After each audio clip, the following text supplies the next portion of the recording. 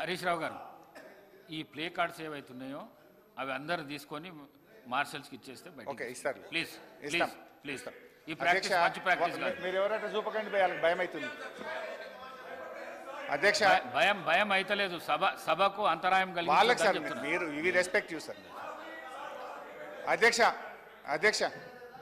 అధ్యక్ష అంటే ఏమవుతుందంటే ఇంత ఇంటరప్షన్స్ అయితే నా టైం పోతుంది అధ్యక్ష దయచేసి ఇంటరప్షన్స్ తగ్గించండి వాళ్ళు ఆన్సర్ ఎంత 3 గంటలు చెప్పండి రాత్రి 12 అయినా కూర్చుంటా వింటా అధ్యక్ష లెట్ దెమ్ నాట్ డిస్టర్బ్ అధ్యక్ష 100 రోజుల్లో ఇచ్చిన హామీలు అమలు చేస్తామని మరి ఆ రోజు బాండ్ పేపర్లు ఇది గౌరవనీయులు బట్టి విక్రమార్క గారు ఇచ్చిన బాండ్ పేపర్ ఇది బట్టి అన్న తన శాసనసభలో ప్రతి ఇంటికి ఇచ్చిన బాండ్ పేపర్ ఇది అయితే బాధ కలిగేది ఏంటంటే అధ్యక్ష పెద్ద ఆవిడ వి రెస్పెక్ట్ హర్ గౌరవనీయులు శ్రీమతి సోనియా గాంధీ గారిని కూడా లెటర్ రాయించారు ప్రతి ఇంటికి పంపారు ఇది ఏం రాశారు అధ్యక్ష ఇందులో మేము అధికారంలోకి వచ్చిన 100 రోజుల్లోనే మా గ్యారంటీలు అమలు చేస్తామని మీ తల్లిగా మాటిస్తున్నాను పాపం అమ్మగారి చేత కూడా అబద్ధం చెప్పించారు అంటే మీరు చేసిన పని ఏంది అధ్యక్ష సోనియా గాంధీ గారి చేత లెటర్ రాయించి ఆ అమ్మగారి ప్రతిష్టకు మసకబారే విధంగా చేశారు రాహుల్ గాంధీ పరువు తీశారు బాండ్ పేపర్ ఇజ్జత్ తీసేసింది అధ్యక్ష మీరు అధ్యక్ష ఈరోజు తీరా 6 గ్యారంటీల అమలుకు చట్టబద్ధత చేస్తారని ప్రజలు పాపం ఎంతో ఆశగా ఎదురు చూశారు కానీ జరిగింది ఏమిటంటే అధ్యక్ష ఆశగా ఎదురు చూస్తున్న ఆ ప్రజల కళ్ళల్లో దుమ్ము కొట్టారు ప్రజలను పక్కదో పట్టించేందుకు మొదటి అసెంబ్లీ సమావేశాల్లో వాళ్ళు ఏదైతే 6 గ్యారంటీలకు చట్టబద్ధత కల్పిస్తారనుకున్నామో అది లేకుండా శ్వేతపత్రాల పేరిట మొదటి శాసనసభలో కపట నాటకం ఆడారు చట్టబద్ధత ఏమైందని అడుగుదామందంటే రాహుల్ గాంధీ గారు అయితే ఢిల్లీలో ఉంటారు చట్టబద్ధత హామీ ఏమైందో ఏ కాంగ్రెస్ నాయకులు కూడా దాని గురించి మాట్లాడరు ముఖ్యమంత్రి గారిని అడుగుదామంటే ఆయనను గౌరవ ముఖ్యమంత్రి గారిని మాట్లాడిచ్చే వశం కాదు అధ్యక్ష ఆయనను మాట్లాడిస్తే ఇక ప్రతిపక్షం మీద రగిలిపోతారు ఫ్రస్ట్రేషన్తో పగిలిపోతూ మాట్లాడుతుంటాడు ఆయన మాటలు ఎట్లుంటాయంటే అధ్యక్ష ఆయన మాటలు పేగులు మెడలేసుకుంటా కనుగుడ్లతో గోటీలాడతా లాగుల తొండలు జొర్రగొడతా పండబెట్టి తొక్కుతా గోసి ఊడగొడతా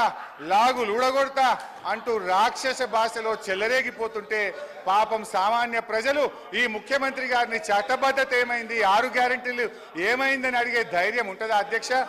అధ్యక్ష హరీష్ రావు గారు బడ్జెట్ పైన మాట్లాడండి ఇది నేను మాట్లాడలేను గౌరవ సభానాయకుడు అన్న మాటలే యాద్ చేసిన బడ్జెట్ ఉన్నది అది అయితే అధ్యక్ష ఓకే అధ్యక్ష ప్లీజ్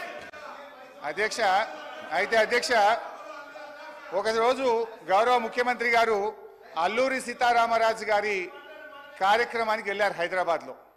నేను అనుకోకుండా టీవీ చూస్తున్నాను అల్లూరి సీతారామరాజు గారి జన్మదిన కార్యక్రమం అనుకుంటా వెంకయ్య నాయుడు గారు వేదిక మీద ఉన్నారు ఆ వేదికలో మాట్లాడుతూ వెంకయ్య నాయుడు గారు కొంతమంది ప్రముఖులు రాజకీయాల్లో భాష బాగలేదు రోజు రోజుకు దిగజారిపోతుంది బడ్జెటే దిగజారిపోతుంది అంటే ముఖ్యమంత్రి గారు ప్రామిస్ చేసిండు ఆ రోజు ఇక ఈ ఆలట్ నుంచి నేను భాష మార్చుకుంటా మంచిగా మాట్లాడతా అన్నాడు కానీ మార్చుకోలేదు సరే అధ్యక్ష ఓకే అధ్యక్ష ఐ రెస్పెక్ట్ యూ అధ్యక్ష అధ్యక్ష నేను అధ్యక్ష వారట్లా మాట్లాడినా మాకు అభ్యంతరం లేదు అధ్యక్ష మా బాధల్లా ఆ ముఖ్యమంత్రి కుర్చీకుండే గౌరవం పెరగాలి ఈ రాష్ట్రం యొక్క ప్రతిష్ట మసకబారద్దనేదే మా తాపత్రయం తప్ప వేరే లేదు ఒక చిన్న ఎగ్జాంపుల్ చెప్తా అధ్యక్ష గ్రూప్ 2 ఉద్యోగాల కోసం నిరుద్యోగులందరూ కూడా రోడ్ల మీదకి వచ్చి వాళ్ళు వాయిదా వేయాలని అడిగితే